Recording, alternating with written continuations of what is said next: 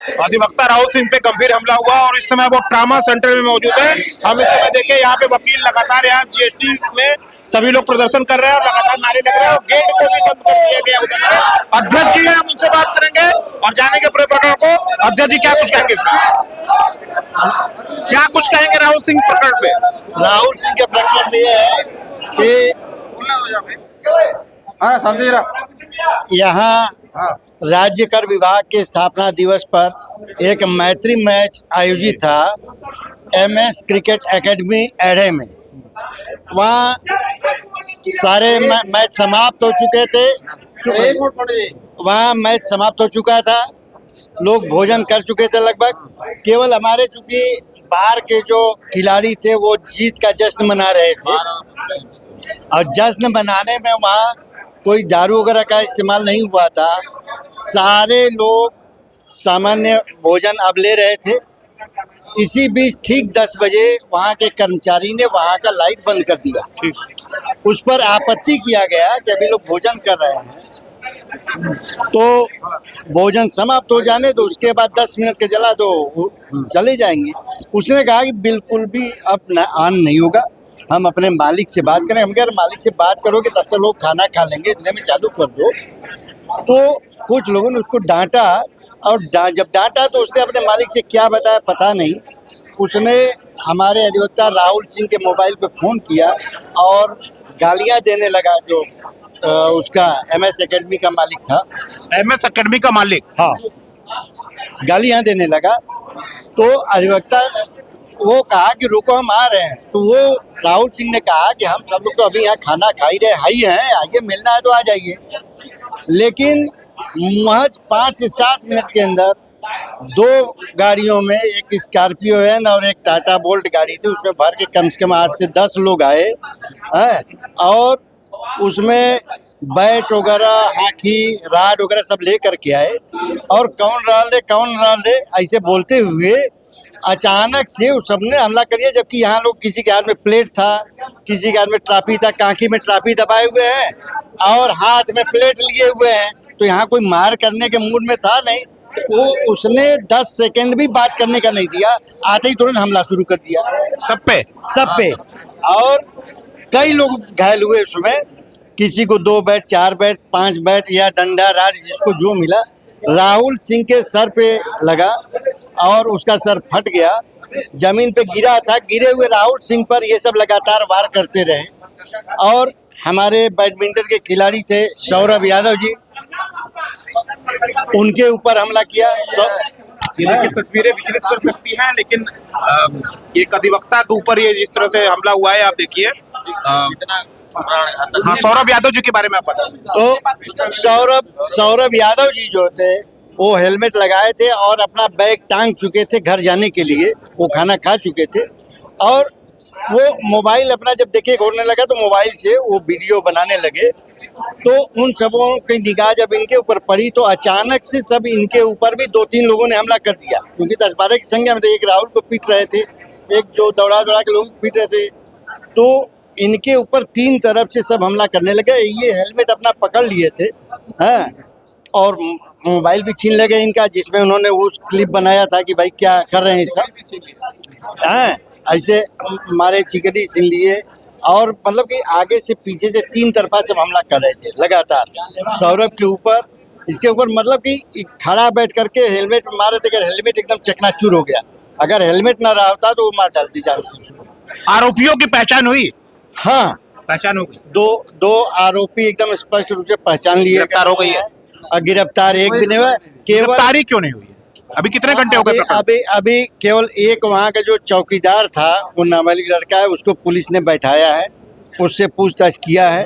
लेकिन पुलिस केवल ये बता रही कि हम अभी परेशान हैं, बनारस में ये चल रहा है, कार्यक्रम में रंग भरी है, तो आज मसाने की होली है। अधिवक्ताओं पे इतना गंभीर ट्रामा सेंटर से व्यक्ति जिंदगी और मौत से जूझ रहा है, इसमें क्या? तो इसमें वो दबाव बनाने पर एफआईआर तो दर्ज कर लिया उन्होंने और वहाँ के एकेडमी में जाके ताला तो बंद कर दिया।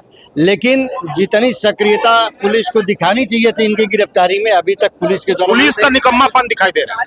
पुलिस के इसके पहले भी निकम्मापन दिखाई देते आ रहा है, और अधिवक्ता के मामले में तो हमेशा निकम्मापन दिखाई देते रहा है।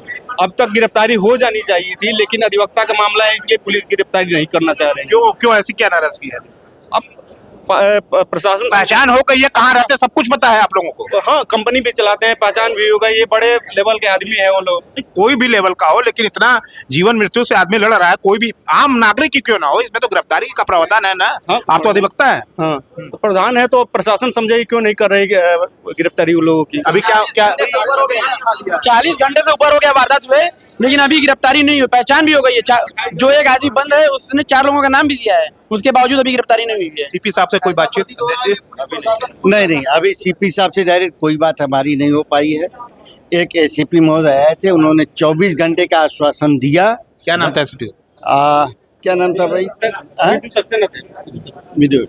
तो उन्होंने आज 24 घंटे का उस समय दिया है, तो आज 24 घंटा उनका लगभग पूरा होने वाला है। अब देखते हैं कि वो क्या गुल खिलाते हैं।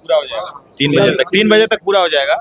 24 घंटा उन्होंने समय दिया है, 3 बजे तक का। लेकिन अभी तक कोई गिरफ्तारी क्या मांग है आपकी?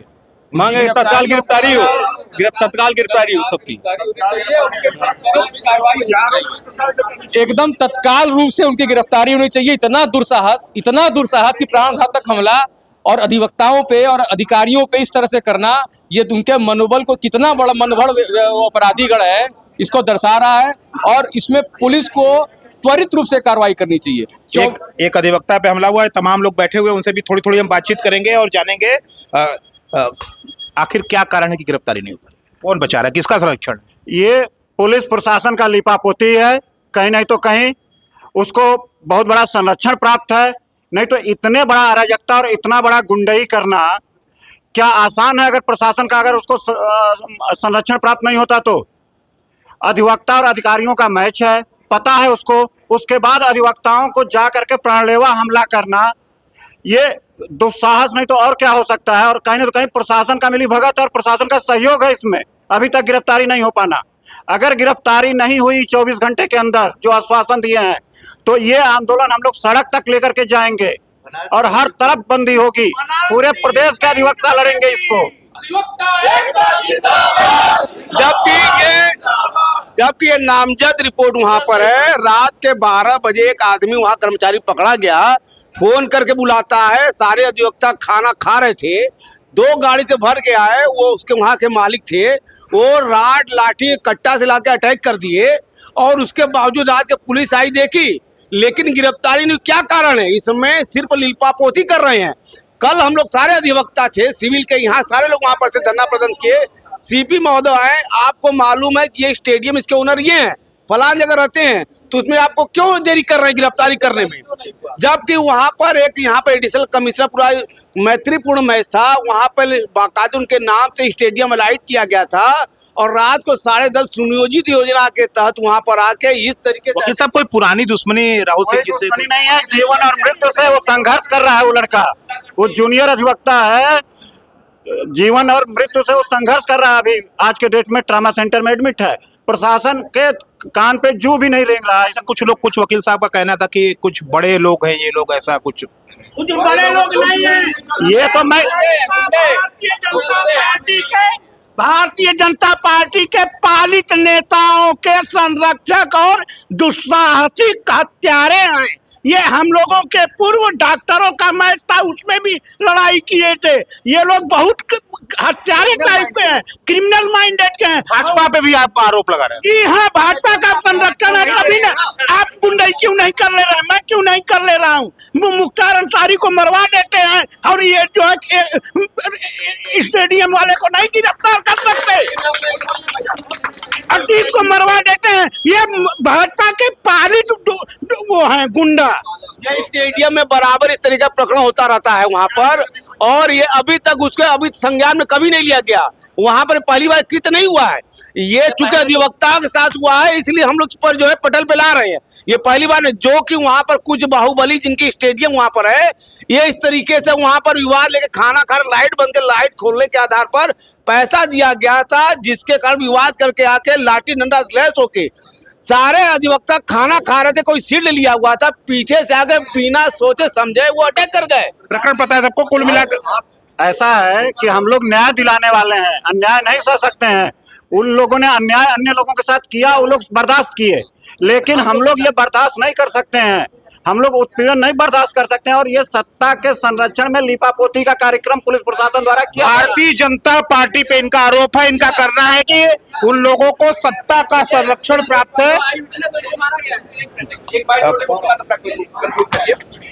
अभी हमारे साथियों ने जो आपको बताया एकदम सही है, लेकिन हमें माननीय योगी जी के सरकार से पूरी उम्मीद है।